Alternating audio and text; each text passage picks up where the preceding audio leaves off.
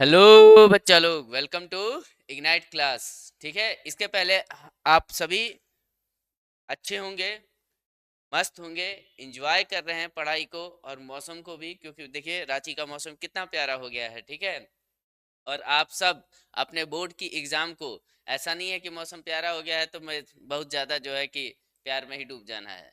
मौसम को एंजॉय भी करना है, बट अपनी पढ़ाई को साथ में, क्योंकि बोर्ड एग्जाम पास में ही है ना।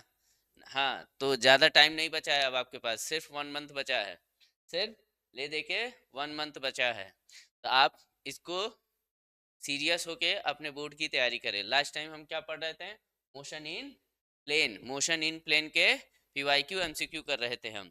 आइए देखते हैं एग्जाम रिलेटेड कौन से क्वेश्चन पे थे हम। आई थिंक 28 क्वेश्चन पे थे। कितने नंबर? 28 नंबर। 29 है ये। 28। 28 क्वेश्चन जो आपको होमवर्क दिया गया था। क्या दिया गया था? होमवर्क का ये क्वेश्चन था। क्या कह रहा है? A body A at the mass is m throwing with the velocity a angle 30। a है जिसका मास m है, वेलोसिटी v है और थीटा की वैल्यू 30 डिग्री है। ओके, वेल, और एक बॉडी है b, another body b same mass, यानी कि इसका भी मास m, throwing with the same speed, यानी कि इसकी भी वेलोसिटी सेम, डिग्री अलग है, थीटा इजकल टू 60 डिग्री है। Okay, throwing in the horizontal, the ratio of the horizontal range, मतलब आर ए और आर बी का आपको रेशियो चाहिए। R A and R B का आपको रेशियो चाहिए।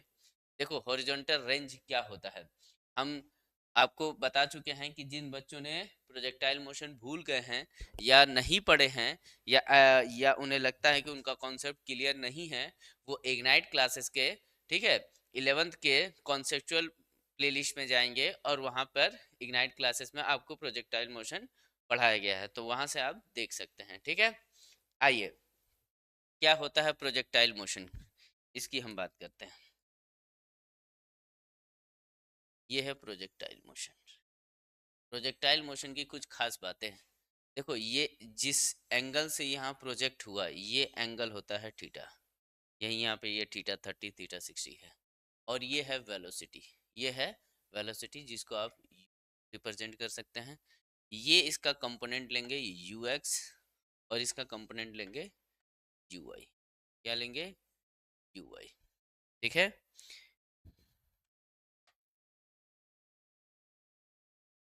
इसका कंपोनेंट आएगा यू। और ये जो यहाँ से ये बॉल यहाँ होते होते होते होते होते होते यहाँ जाके गिर रही है, ये इसकी कहलाती है क्या? रेंज। ये इसकी क्या कहलाती है? रेंज कहलाती है। और ये जो मैक्सिमम हाइट है, इसको एच मैक्स कहते हैं। क्या कहते हैं? H max, maximum height.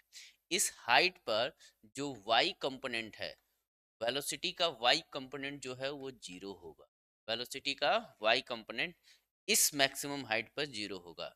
जिस पॉइंट पर जिस पॉइंट पर वाई कंपोनेंट, वेलोसिटी का वाई कंपोनेंट जीरो हो और एक्स कंपोनेंट जीरो ना हो, वही पॉइंट पर एच मैक्स आपको मिलता है।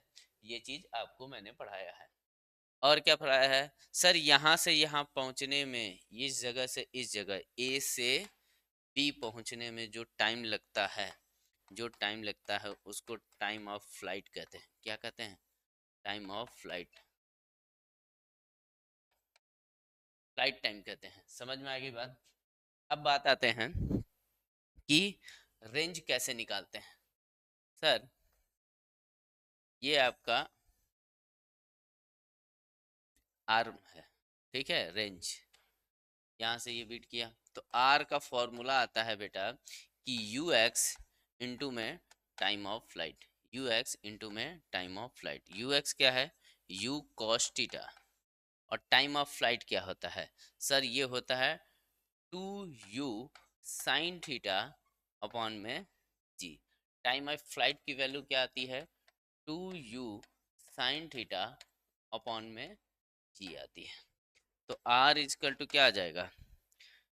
u का square 2 sine theta cos theta upon में जी। अब देखिए, इससे यहाँ देख सकते हैं आप कि r इजकल टू ये 2 साइन थीटा कॉस थीटा क्या होता है, आपने मैथ में पढ़ा होगा 2 sine theta cos theta is equal to क्या, साइन की 2 थीटा, साइन की, ये आपने मैथ में पढ़ा होगा। तो यहाँ इसको लिख लीजिए, तो यू स्क्वायर साइन की 2 थीटा। रेंज की हम पूरी डीप बात करेंगे, ठीक है। अब आर की जो फॉर्म वैल्यू आई है वो क्या है, यू साइन 2 थीटा अपॉन में जी। आर की जो वैल्यू आई है यू साइन 2 थीटा अपॉन में जी। सर किस एंगल पर आर मैक्सिमम मिलेगा, किस एंगल पर आर मैक्सिमम मिलेगा? तो सर यू की वैल्यू और जी की वैल्यू तो जो इनिशियल वैल्यू है यू की, और जी तो कांस्टेंट ही है। तो थीटा की ऐसी कौन सी वैल्यू रखेंगे कि आर हमको मैक्स मिलेगा? समझ में आ रही बात? हमें क्या फाइंड करना है, आर की मैक्सिमम वैल्यू किस एंगल पे मिल रहा है। तो हम ये देखेंगे यहाँ पे साइन 2 थीटा जहां मैक्स होगा, साइन 2 थीटा जहां पर मैक्स होगा, सेम पे आर भी मैक्स होगा। तो आपको पता है साइन की मैक्सिमम वैल्यू क्या होती है, साइन 2 थीटा की मैक्सिमम वैल्यू कब होगी, जब ये इसकी वैल्यू क्या होगा 1 हो जाए। तो 2 थीटा की वैल्यू क्या हो जाएगी 90 डिग्री। तो थीटा इजकल टू 45 डिग्री पर आर मैक्स, रेंज की मैक्सिमम वैल्यू आर मैक्स कब मिलता है, जब थीटा इजकल टू 45 डिग्री हो। क्या हो, थीटा इजकल टू 45 डिग्री हो। तो ये याद रखेंगे कि आर मैक्सिमम कब मिलता है, जब थीटा इजकल टू 45 डिग्री हो। और एक बात, एक और चीज देखते हैं जो अभी इस क्वेश्चन के लिए इंपॉर्टेंट है। देखिए ये है 45 डिग्री का प्रोजेक्टाइल, ये एंगल कितना है 45 डिग्री, ये एंगल है 45 डिग्री, जो आपको आर मैक्स देगा, क्या देगा, आर मैक्स देगा। अब देखिए इसके पहले वाला जो पेज पे आपका एंगल पूछा था 30 का और 60 का, 30 का और 60 का, तो हमको लेना है 60 का। तो जो 60 का प्रोजेक्टाइल होगा,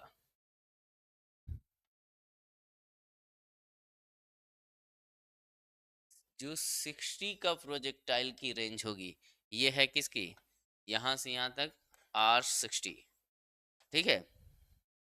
और वही जो होगा 30 का भी प्रोजेक्टाइल होगा, मतलब रेंज जो है वो सेम आती है। रेंज जो है R30 की और R60 की सेम आएगी आपको। ये आपको यहाँ से वैल्यू में आप रख के देख सकते हैं। क्यों?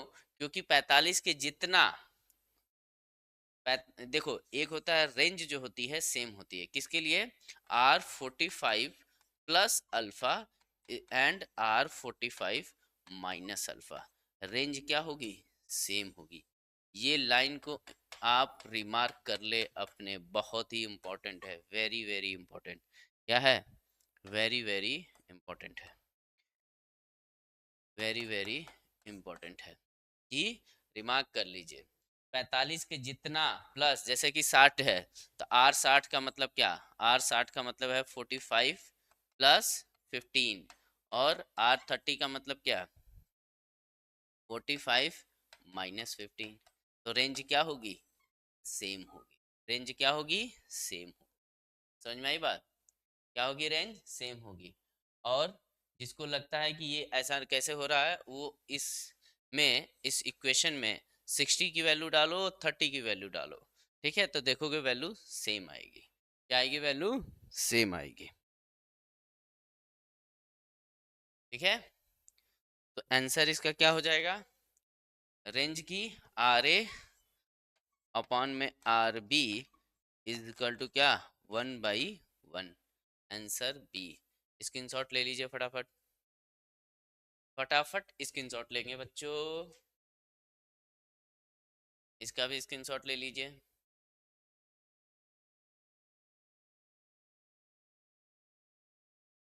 हाँ, इसमें एक चीज और कर सकते हैं, देखो यहाँ पे 30 और 60 था, तो इन दोनों का सम, जिसका सम 90 भी होगा ना, देखिए अब देखिए एक चीज और देख लीजिए कि 45 प्लस अल्फा, ये एक एंगल है, और एक एंगल है ये 45 minus alpha, plus 45 minus alpha, sum क्या आ रहा 90। आप या तो इसको ऐसे याद कर लीजिए, या तो ऐसे याद कर लीजिए कि दो ऐसे एंगल जिनका सम 90 हो, उनकी रेंज सेम होती है। जैसे कि क्वेश्चन था 30 और 60, सम क्या होता है 90, तो जाएगा।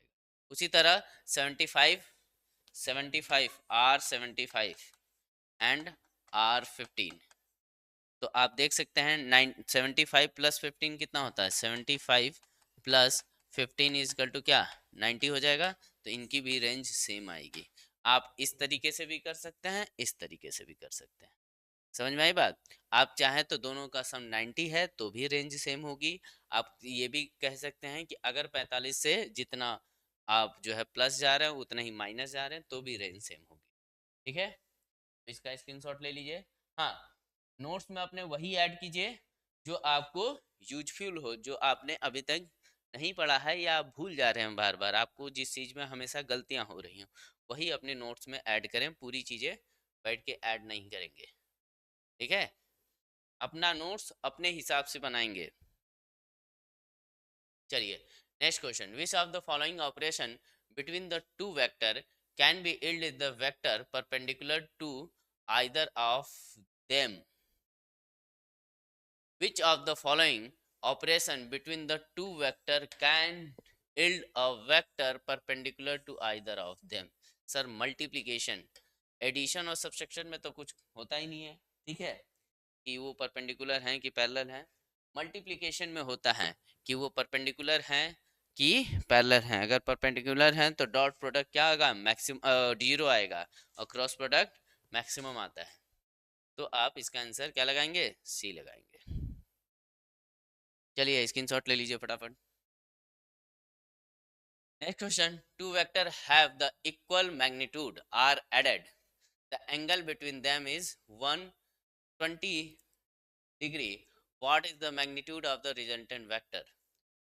देखो दो वेक्टर हैं, मान लो एक वेक्टर है ए, ये है एक ए वेक्टर, एक वेक्टर है बी, ये है एक बी वेक्टर, इन दोनों के बीच का एंगल है 120। तो बताओ जो रिजल्टेंट होगा, रिजल्टेंट रिजल्टेंट मान लो यहाँ बनेगा, कहाँ बनेगा यहाँ, ये है रिजल्टेंट वेक्टर, तो इसकी वैल्यू क्या होगी, what is the resultant of the vector? तो सर रिजल्टेंट का फॉर्मूला आता है, क्या आता है, R is equal to A square plus B square plus 2ab cos theta.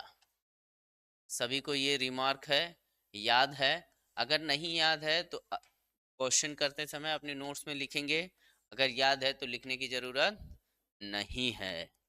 Okay, और क्या कह रहा है, two vector have the equal magnitude, question के हिसाब से ए का magnitude is equal to B का मैग्नीट्यूड, मतलब दोनों के मैग्नीट्यूड क्या है, सेम है। ये कहाँ दिया गया है, गिवन द क्वेश्चन, ये है गिवन इन क्वेश्चन, ये नहीं कि सर ने अपने से लिखा है। तो आर इज इक्वल टू क्या, सर अगर ए और बी दोनों का सेम है तो बी को भी मैं ए कर लूं, तो ए स्क्वायर प्लस ए स्क्वायर प्लस 2a इंटू में ए, कॉस की जगह कॉस थीटा की जगह 120। सर कॉस 120 क्या होता है, कॉस 120 क्या होता है, सभी लोग बताएंगे कॉस 120, इट मीन्स माइनस का कॉस 60 या साइन 30, क्या होगा माइनस का कॉस 60 या साइन 30, तो वैल्यू क्या आएगी, कॉस 120 की वैल्यू आती है क्या, कॉस 120 की अगर वैल्यू की आप बात करें तो आता है -1/2, क्या आता है माइनस का 1/2। तो इसको आप सॉल्व कर लीजिए, इन दोनों का सम 2a का square plus O plus 2 into में a का स्क्वायर इंटू में -1/2, ठीक है, तो ये 2 से 2 कट जाएगा, तो क्या बचेगा ए स्क्वायर 2a का काहे परेशान कर रहा है क्या, मान जा। टू 2a का स्क्वायर माइनस का, ये 2 से 2 कट गया तो minus a square, R equal to क्या बचेगा, रूट का स्क्वायर। तो आर इज मीन्स इसकी वैल्यू क्या हो जाएगी, कि आर की वैल्यू क्या हो जाएगी, ए ही हो जाएगी। आर की वैल्यू ए ही हो जाएगी, मतलब ए या तो बी, दोनों में से सेम हो जाएगा। आर मैग्नीट्यूड क्या आएगा, the magnitude of the either vector twice of the magnitude of. ठीक है, ये याद रखेंगे। 120 डिग्री एक्स 120 डिग्री होने पर 120 डिग्री कितना बच्चा लोग, 120 डिग्री होने पर ए और बी के बीच का जो आर होगा, अगर ए और बी सेम है तो वो या तो ए के बराबर या तो बी के बराबर, कुछ भी आप आंसर कर सकते हैं। ठीक है, तो ये देख लीजिए, इंपॉर्टेंट क्वेश्चन है, कॉन्सेप्चुअल क्वेश्चन है, आपके यूजफुल होगा, कॉन्सेप्ट पूरा रिवाइंड कराने वाला क्वेश्चन है। आप लोग स्क्रीनशॉट ले लीजिए फटाफट का, स्क्रीनशॉट लेंगे। if two vector have the same direction, their dot product is, direction same है, डायरेक्शन सेम है, डॉट प्रोडक्ट की बात करता है। सर डॉट प्रोडक्ट क्या है, सर देखो अभी मैंने बताया कि मल्टीप्लिकेशन दो भाई हैं होते हैं, मल्टीप्लिकेशन के दो बच्चे, कौन कौन, एक डॉट प्रोडक्ट और एक क्रॉस प्रोडक्ट। वेक्टर के मल्टीप्लिकेशन दो तरीके से, एक डॉट प्रोडक्ट, एक होता है डॉट और एक होता है क्रॉस, जिसको इस डॉट प्रोडक्ट को ही क्या कहते हैं, स्केलर, स्केलर प्रोडक्ट, एंड इसको कहते हैं वेक्टर प्रोडक्ट, इसको क्या कहते हैं, वेक्टर प्रोडक्ट।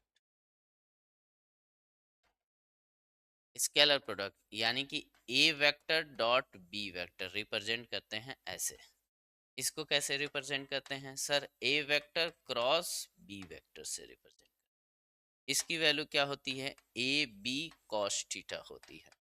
सर इसकी वैल्यू क्या होती है, इसकी वैल्यू होती है ए बी, ए का मैग्नीट्यूड बी का मैग्नीट्यूड, यहाँ भी मैग्नीट्यूड ही है, ठीक है, और साइन थीटा होती, ठीक, कोई दिक्कत नहीं।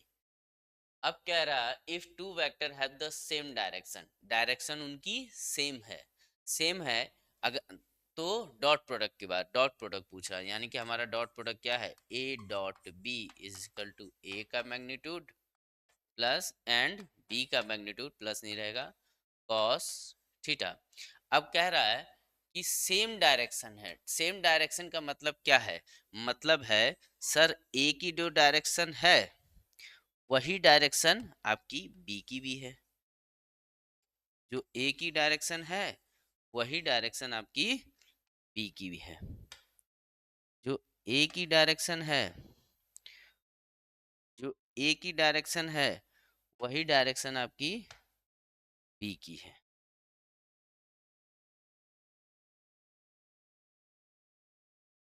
तो इन दोनों के बीच का एंगल कितना है, थीटा की वैल्यू कितनी है, थीटा की वैल्यू सर 0 डिग्री। तो ए डॉट बी क्या आएगा, ए डॉट बी आएगा ए का मैग्नीट्यूड बी का मैग्नीट्यूड एंड कॉस जीरो।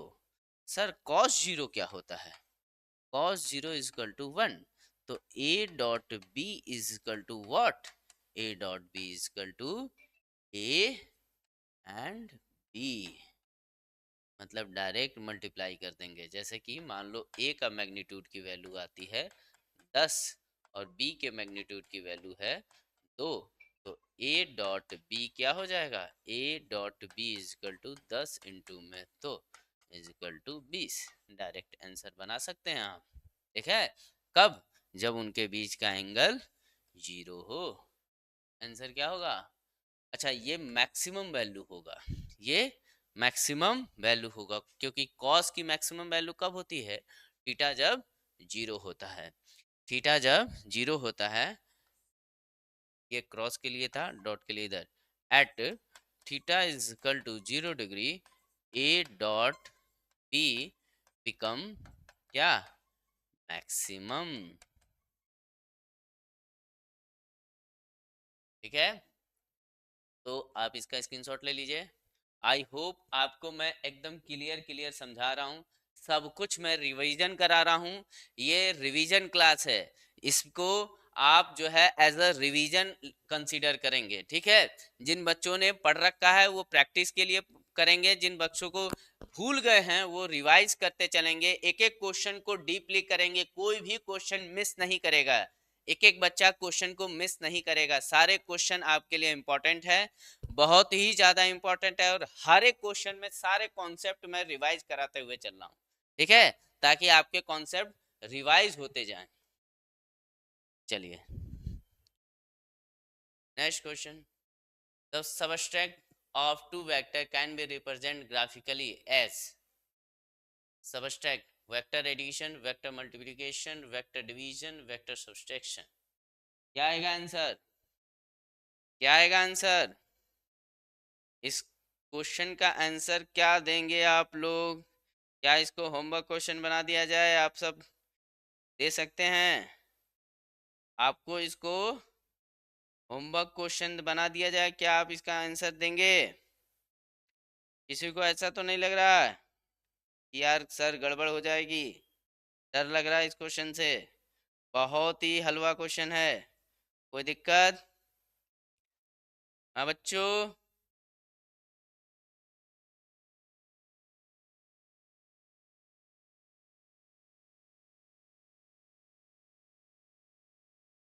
बच्चा लोग, कोई दिक्कत आप लोगों को?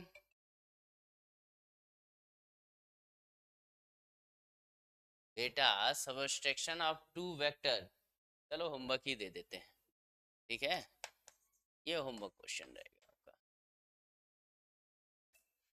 अपने सभी बच्चे कमेंट में होमवर्क क्वेश्चन का आंसर लिखेंगे, और कैसे करी है वो भी कॉन्सेप्ट को लिखेंगे। ठीक है, कमेंट में आपके आंसर जो है आने चाहिए, जैसे कि आपने पिछले वीडियो में किया था, आपके कमेंट के आंसर आने ही चाहिए। ठीक है बच्चों, चलो नेक्स्ट क्वेश्चन पे चलते हैं।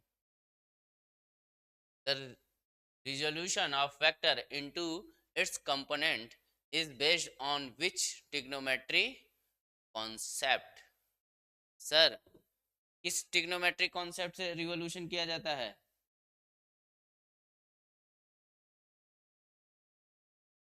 ट्रिग्नोमेट्री रेशियो के थ्रू। किसके? ट्रिग्नोमेट्री रेशियो के थ्रू, कॉस और साइन में बदल के करते हैं ना, करते हैं ना ऐसा। ये अगर ये ए वेक्टर है तो इसको क्या कहते हैं? ए कॉस थीटा, ए एक्स को, और इसको क्या कहते हैं? ए वाई को ए साइन थीटा। तो ये रेशियो ही तो है, ये रेशियो ही तो है ट्रिग्नोमेट्री। कॉस साइन ये क्या है? ट्रिग्नोमेट्री रेशियो है। क्या है? ट्रिग्नोमेट्री रेशियो है। ठीक है, तो ये ध्यान रखें आप लोग, स्क्रीनशॉट ले लीजिए। when two vector is opposite direction their dot product is, क्या हो जाएगा? दो वेक्टर अपोजिट डायरेक्शन में है, अपोजिट डायरेक्शन मींस क्या? अपोजिट डायरेक्शन मींस उनके बीच एंगल कितना आएगा? 180। उनके बीच एंगल कितना आएगा? 180। देखिए एक वेक्टर है इधर, सर दूसरा वेक्टर हो जाएगा इधर, एंगल इनके बीच कितना बन रहा है? सर एंगल इनके बीच बनेगा 180। तो आपको पता है dot product, it means A dot B की बात हो रही है, यानी कि ए एंड बी इंटू में कॉस थीटा। तो यहाँ पे थीटा कितना है? यहाँ पे थीटा है 180। तो ए का मैग्नीट्यूड, बी का मैग्नीट्यूड, और cos 180, cos 180 यानी कि निगेटिव वैल्यू आएगी। क्या आएगी? Negative value. क्या आएगी? Negative value. यानी कि ए डॉट बी कैसा आएगा? ए डॉट बी कैसा आएगा? सर निगेटिव आएगा। सर कैसा आएगा? निगेटिव आएगा। आंसर आपका फटाफट स्क्रीनशॉट ले लीजिए आप लोग।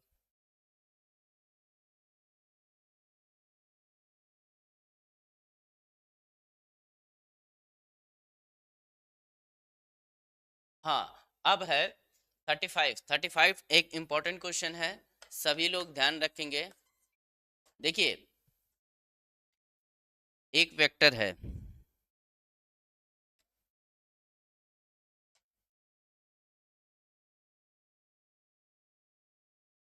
एक वेक्टर ए है और इसके साथ एक वेक्टर बी है। अब ये बी वेक्टर यहाँ पहले था, फिर ये यहाँ गया, फिर ये यहाँ गया, फिर ये यहाँ गया, फिर ये यहाँ गया, फिर ये यहाँ गया, फिर ये यहाँ, अंत में ये यहाँ गया। तो जो रिजल्टेंट बनेगा वो कितना बनेगा? रिजल्टेंट पहले ये यहाँ भी था, तो रिजल्टेंट कहाँ जो है मैक्सिमम, कहाँ जो है मिनिमम? सर रिजल्टेंट जब ये दोनों एक दूसरे के बीच एंगल 0 रखेंगे तो आर मैक्स मिलता है। क्या मिलता है सर? डायरेक्ट ए प्लस बी मिल जाता है। क्या मिल जाता है? ए प्लस बी मिल जाता है। और कब? क्या कह रहा है? स्मॉलेस्ट। स्मॉलेस्ट कब मिलेगा? जब ये दोनों क्या हो जाएं, जब ये दोनों कॉन्साइड कर जाएं, जब ये दोनों 180 पे हो जाएं। क्या हो जाए? 180 पे। क्या हो जाए? 180 पे। एक इधर को और दूसरे वाले भाई साहब इधर को हो जाएं, इधर को हो जाएं। तो रिजल्टेंट क्या मिलेगा? ये थीटा की वैल्यू 180। तो रिजल्टेंट डायरेक्ट क्या मिलता है? ए माइनस बी मिलता है, जिसकी वजह से मिनिमम वैल्यू मिलती है, स्मॉलेस्ट वैल्यू। क्या मिलती है? स्मॉलेस्ट वैल्यू कब मिलती है? जब थीटा की वैल्यू क्या हो? 180। थीटा क्या हो? 180। 180 एंगल पे स्मॉलेस्ट वैल्यू ऑफ रिजल्टेंट प्राप्त होता है। और मैक्सिमम किस पे मिलता है? 0 डिग्री। मैक्सिमम किस पर मिलता है? 0 पर। ये कब? ये मैक्सिमम के लिए होता है। और ये कब? ये मिनिमम होता है। आंसर इसका क्या आएगा? डी। आंसर क्या आएगा? D.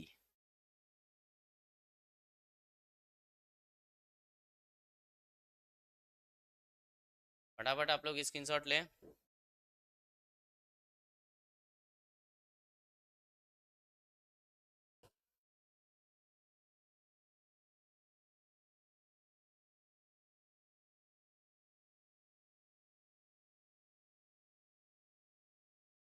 When the objective projectile motion is passed is the best describe projectile motion। Oh, object क्या कर रहा है? Projectile motion.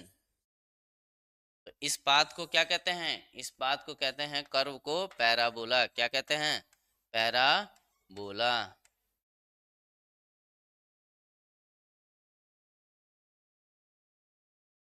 बाकी सब चीजें बता ही दिए हैं, कहाँ रेंज होता है, कहाँ हाइट होती है, क्या टाइम ऑफ फ्लाइट होता है, सब कुछ बता दिए हैं।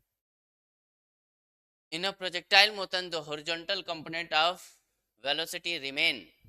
सर मैंने आपको बताया कि देखो, प्रोजेक्टाइल मोशन में ये अगर प्रोजेक्टाइल है आपका, क्या है? प्रोजेक्टाइल। तो इसके वेलोसिटी के दो कंपोनेंट बनेंगे। वेलोसिटी के दो कंपोनेंट, एक होगा vx और एक होगा vy।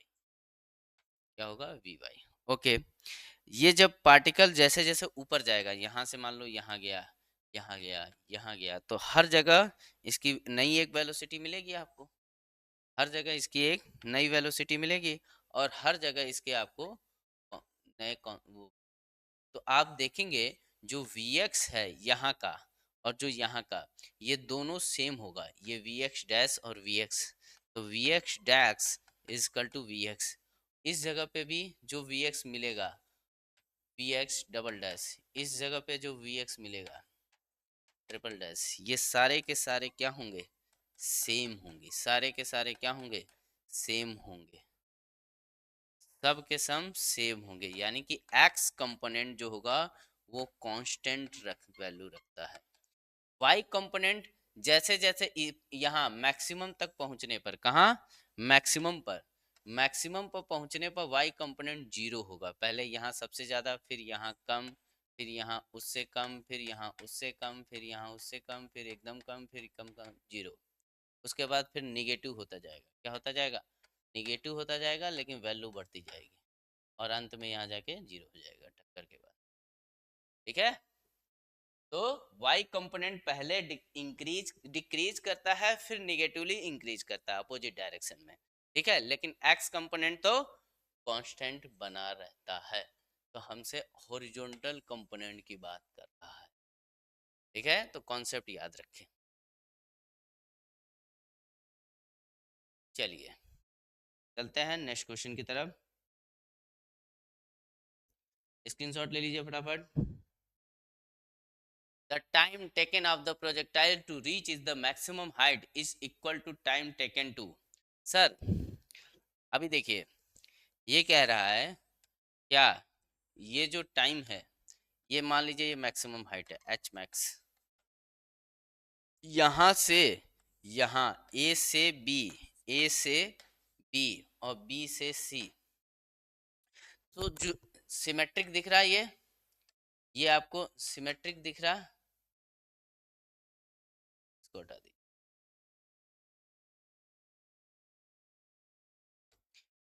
इस जगह से देख रहे हैं इधर जो जितना है उतना ही इधर है, तो जितना इधर टाइम लगेगा t1 उतना ही टाइम t2 लगेगा, यानी कि t1 is equal to t2 होगा, और t1 plus t2 is equal to क्या होगा, टाइम ऑफ फ्लाइट होगा। क्या होगा, टाइम ऑफ फ्लाइट। क्या होगा, टाइम ऑफ फ्लाइट, यानी कि t1 जो होगा वो टाइम ऑफ फ्लाइट के हाफ होगा। टाइम ऑफ फ्लाइट की वैल्यू मैंने आपको अभी पढ़ाई है, क्या होती है टाइम ऑफ फ्लाइट की value, 2u sine theta upon g. तो सर t1 की वैल्यू क्या आ जाएगी, u साइन थीटा अपॉन में जी। t2 क्या आ जाएगा सर, वही u साइन थीटा अपॉन में जी, ठीक है। आई होप आपको क्लियर समझ में आ रहा है, ठीक है। ये याद रखें, ये याद रखें, ये वैल्यू याद रखेंगे, ये वैल्यू आप याद रखेंगे, ठीक है। जिन बच्चों को याद है उनको लिखने की जरूरत नहीं है, जिन बच्चों को नहीं याद है वो अपनी कॉपी में जरूर ऐड करें। हाँ, ऑप्शन क्या है, द टाइम टेकन, हाँ time taken half of the time to complete is projectile motion, complete it projectile motion, it means time of flight की बात कर रहा है, TOF टाइम ऑफ फ्लाइट की बात कर रहा है, इसका हाफ होगा, हाँ हाफ होगा, ठीक है। चलिए नेक्स्ट क्वेश्चन की तरफ चलते हैं। Which of the following factor does not affect the horizontal range? Sir, vertical component, mass, initial velocity, angle of horizontal range। horizontal range में क्या आता है, आता है u का स्क्वायर, 2u का स्क्वायर साइन थीटा टू में कॉस थीटा अपॉन में क्या जी। तो सर थीटा पे डिपेंड कर रहा है इनिशियल वेलोसिटी पे, तो आर किस पे डिपेंड कर रहा है, तो सर यू क्या है, इनिशियल है, इनिशियल वेलोसिटी है। थीटा क्या है, एंगल पे डिपेंड कर रहा है, कौन सा एंगल, इनिशियल वाला, इनिशियल वाला। और किस पे रेंज डिपेंड कर रहा है, सर जी की वैल्यू पर भी डिपेंड कर रहा है। तो इस पे नहीं, इनिशियल पे डिपेंड करता है, हाँ करता है, नॉट पूछा है, क्या पूछा है, नॉट पूछा है, तो इनिशियल पे करता है, एंगल ऑफ प्रोजेक्शन पे करता है, इनिशियल एंगल को ही एंगल ऑफ प्रोजेक्शन कहते हैं। Mass of object, acceleration due to gravity, इस पे भी करता है, इस पे नहीं करता है। कहीं भी इस फॉर्मूले में रेंज की बात, मास की बात नहीं की जा रही है, कहीं भी इस फॉर्मूले में मास की बात नहीं की, आप देख सकते हैं, ठीक है।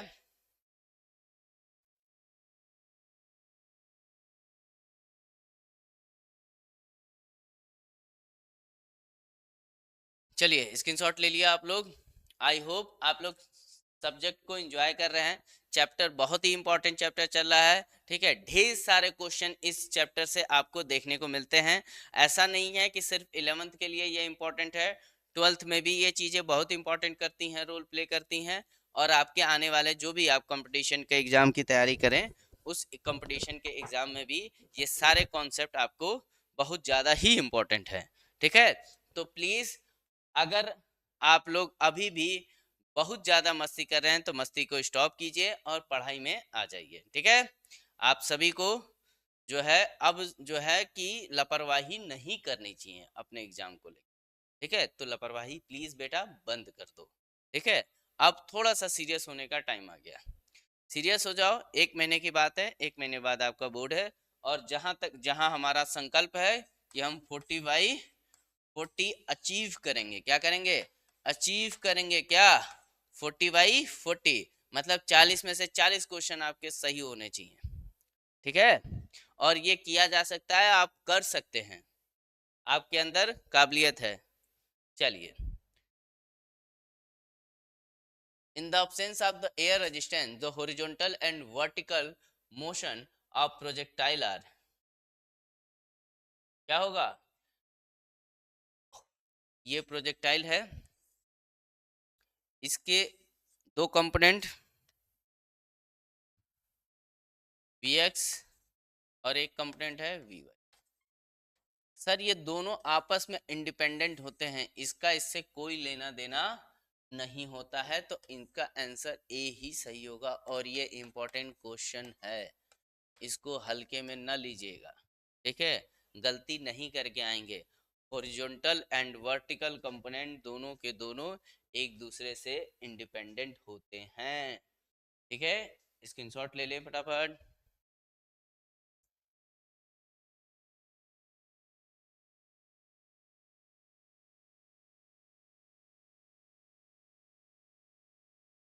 At which point in the trajectory does the projectile having maximum kinetic energy? Maximum kinetic energy कहाँ पर होगा? At which point at the trajectory does projectile have maximum kinetic energy? Maximum kinetic energy कहाँ पर होगा? At the start? नहीं, start पे नहीं होगा। At the highest point? नहीं, एट द हाईएस्ट पॉइंट नहीं होगा। At the end of the trajectory? It is the at all time same? It is a all time same? नहीं, all time same नहीं होगा। कहाँ पर होगा एनर्जी की बात? आओ देखते हैं। देखो, जब आप थ्रो करते हैं तो उसकी वेलोसिटी, ये v है, ये vx है, और ये vy है। तो आप देखोगे vx तो कांस्टेंट है, x कंपोनेंट vx तो कांस्टेंट है, बट vy जो है घट रहा है। कैसे घटता है sir? v sine theta minus GT से ये इसकी वैल्यू आती है।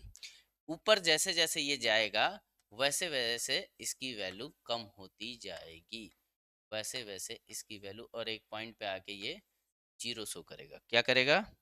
जीरो शो करेगा।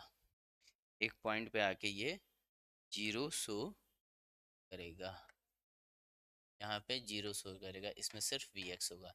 तो यहाँ इस पॉइंट पर काइनेटिक एनर्जी जो होगी वो मिनिमम होगी। क्या होगी? मिनिमम। ठीक है, और पोटेंशियल एनर्जी कहाँ? पोटेंशियल एनर्जी मैक्स होगी। सर इस पॉइंट पर, एट स्टार्ट पॉइंट पर, कहां पर? स्टार्टिंग पॉइंट पर काइनेटिक एनर्जी मैक्सिमम होगी। क्या होगी? मैक्सिमम होगी। क्यों? क्योंकि y कंपोनेंट, बिकॉज vy, जो y कंपोनेंट है वो इस जगह पे मैक्स मिलेगा। क्या मिलेगा? मैक्स मिलेगा। तो आंसर क्या हो जाएगा इसका? आंसर हो जाएगा ए। 41 का आंसर क्या आ जाएगा? ए। क्योंकि काइनेटिक एनर्जी मैक्सिमम पूछा है। अगर मैक्सिमम पूछा है तो स्टार्ट में मिनिमम कहाँ जाएगा? तो इस जगह पे मिनिमम जाएगा, काइनेटिक मिनिमम जाएगा हाईएस्ट पॉइंट पर।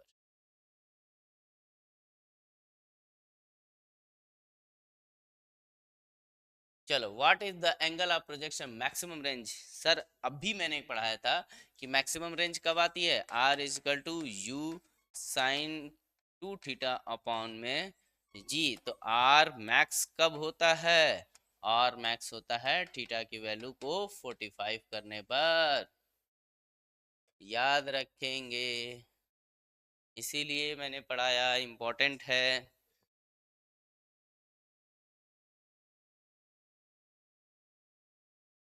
स्क्रीनशॉट लिया क्या आप लोगों ने?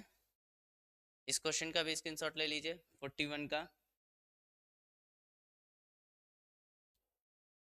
अब 42 का ले लीजिए। हाँ, अब आइए 43। 43, when the projectile is launch the angle is 45 degree, it's range is, range क्या होगा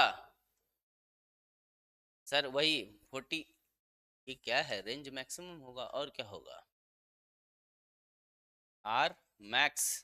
अभी ये पिछले वाला भी यही था।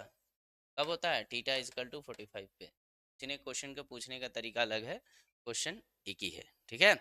तो ये अलग अलग साल में अलग अलग तरीके से क्वेश्चन जनरेट होता है, ये जरूर जनरेट होता है 45 डिग्री से रेंज की चीज़ें जरूर जनरेट होती हैं, तो आप माइंड में अपने रिकॉल करके हमेशा रखेंगे, confuse.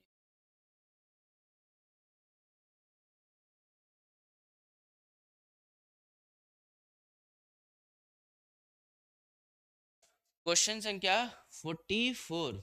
44, the maximum height reach is the projectile depend upon the H max. H max किस पे डिपेंड करता है? एच मैक्स आपका एंगल पे डिपेंड करता है और इनिशियल वेलोसिटी पे डिपेंड करता है। तो आंसर क्या आएगा इसका? सी आएगा। आंसर क्या आएगा इसका? सी आएगा। एच मैक्स किस पे डिपेंड करता है? इनिशियल वेलोसिटी और एंगल ऑफ प्रोजेक्शन पर। बहुत ही आसान क्वेश्चन है, ठीक है, एकदम लल्लू क्वेश्चन है। क्या है? लल्लू क्वेश्चन, लालू क्वेश्चन नहीं है, लल्लू क्वेश्चन है। चलो स्क्रीनशॉट लो फटाफट। Which of the following quantity remain constant throughout the projectile motion? कौन सी ऐसी वैल्यू है जो कांस्टेंट होती है? सर स्पीड दिया है, लेकिन स्पीड में अगर हॉरिजॉन्टल स्पीड की बात करता तो वो कांस्टेंट होती, ठीक, लेकिन स्पीड कांस्टेंट नहीं होती है। क्यों? क्योंकि वाई वाला कंपोनेंट घटता बढ़ता रहता है, तो फाइनल स्पीड भी घटती बढ़ती रहेगी। वेलोसिटी नहीं, ये भी नहीं, ये भी नहीं। एक्सेलरेशन कांस्टेंट होता है, एक ही एक्सेलरेशन होता है वाई कंपोनेंट का, जिसकी वैल्यू होती है -g, और ax जो है वो होता है 0। तो सर ये तो 0 ही है, और ये वाई g है, तो ये क्या है? ये कांस्टेंट है। तो क्या कांस्टेंट रहता है? एक्सेलरेशन जो है वो कांस्टेंट है। 45।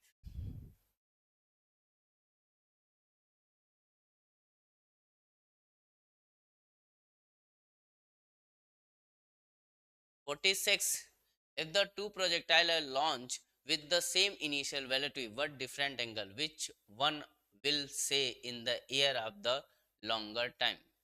They one will be smaller angle, they one will be larger angle, both will be stay in the air at the same time. It cannot be determined by the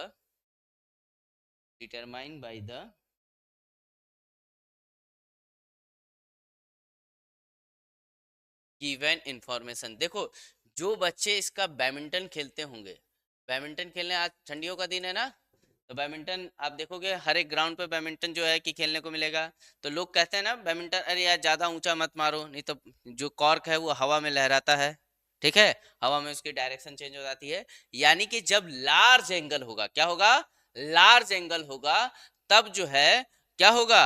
वो ज्यादा effect आएगा, which will stay in air. Stay in air कब? जब larger angle होगा। Badminton खेलते हैं ना, badminton में पूरा का पूरा प्रोजेक्टाइल मोशन होता है, ठीक है, आप ऐसे मारते हैं तो ये क्या होता है? ये प्रोजेक्टाइल कॉर्क कैसे मोशन करती है? Projectile motion. तो जो जितना ऊपर जाएगी उतना ज्यादा एयर में स्टे करेगी, ठीक है। तो लार्जर एंगल पे नहीं खेला जाता है बैडमिंटन को, ठीक है, बहुत ज्यादा। नहीं तो अगर हवा चलती रहेगी तो बैडमिंटन जो कॉक होती है वो यहाँ से वहां जहां जानी चाहिए वहां ना जाके थोड़ा सा हवा के डायरेक्शन की तरफ डाइवर्ट हो जाएगी। चलिए 47, शेप। 47, शेप कैसे डिफाइन कर सकते हैं? एक्सेलरेशन से, इनिशियल पोजीशन से, इनिशियल वेलोसिटी से, एंड सबसे, ऑल ऑफ दिस। इसका all of this very very important है, ठीक है, all of this.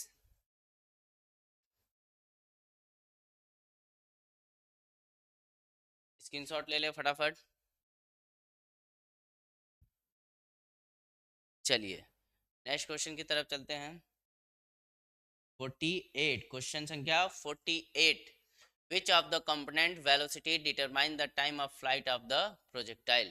Time of flight t is equal to आता है 2u sin थीटा अपॉन में g।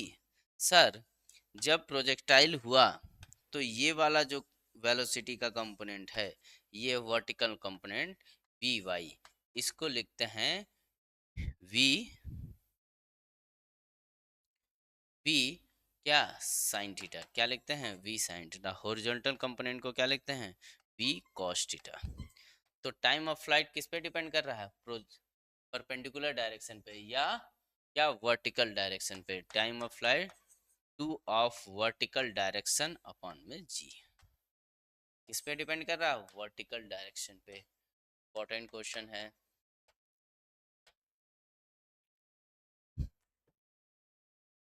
आई होप आपको क्लियर समझ में आ रहा है। तो नेक्स्ट क्वेश्चन करते हैं। In the projectile motion in the circle describe equal angle in equal interval of time, the velocity vector, the particle move in the circle। अच्छा सर्कल है प्रोजेक्टाइल नहीं है, सर्कुलर मोशन है। Describe in the equal angle in equal time interval its velocity vector मतलब देखो same time interval में वो same move कर रहा है, इट मींस उसका मैग्नीट्यूड सेम है। लेकिन सर्कुलर मोशन में पढ़ाते समय बार बार कहा था कि सर्कुलर मोशन में डायरेक्शन ऑलवेज चेंज, चाहे मैग्नीट्यूड में चेंज हो ना हो, अगर सर्कुलर मोशन है तो डायरेक्शन चेंज होगा। क्या होगा डायरेक्शन चेंज होगा। देख लीजिए ये है सर्कल, इस पे यहाँ पे चंदू बैठा है, चंदू की वेलोसिटी इस समय इधर की डायरेक्शन में है तो यहाँ पे जाएगा तो इधर की डायरेक्शन में हो जाएगा, यहाँ पे जाएगा इधर की, यहाँ पे गया तो इधर की, डायरेक्शन में ऑलवेज चेंज होगा। ये कह रहा है कि equal angle change in equal time मतलब मैग्नीट्यूड सेम होगा। जितना यहाँ से यहाँ जितना ये एंगल चेंज होने में जितना एंगल चेंज होने में टाइम लगा उतना ही ये एंगल चेंज होने में टाइम लगा, यानी कि उसका मैग्नीट्यूड सेम है। क्या है सेम मैग्नीट्यूड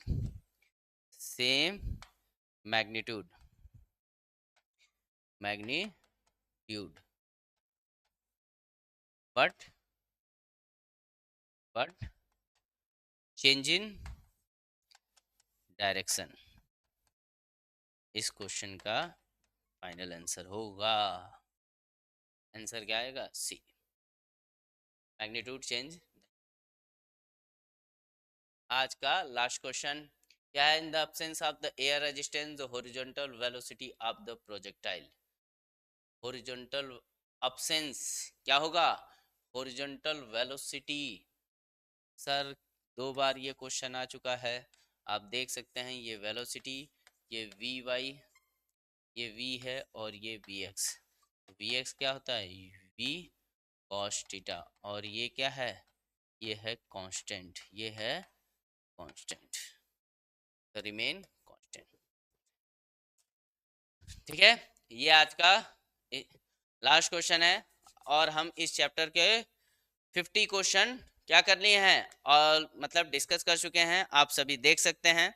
ठीक है तो आप लोग अपने नोट्स को कंप्लीट करें, अपने नोट्स अपने हिसाब से बनाएं। ठीक है लेकिन सारे क्वेश्चन नोट्स में ऐड जरूर करें।